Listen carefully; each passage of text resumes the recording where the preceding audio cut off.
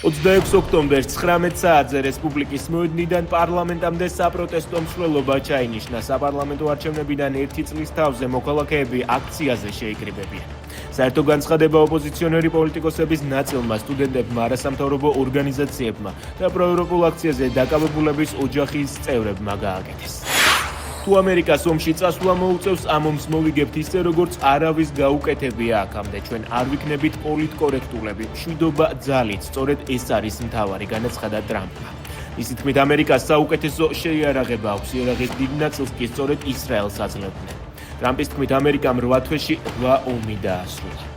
სალკის მუნიციპალიტეტში მიკედლებული ძაღლის სოფით სიკვდილის შემთხვევა დაფიქსირდა. ფაქტი სოფელ დარაკოში მოხდა. სურსათის ეროვნული სააგენტოს ინფორმაციით, მიმდინარე წელს მთელი ქვეყნის მასშტაბით ცხოველებში სოფის 6 შემთხვევაა გამოვლენილი.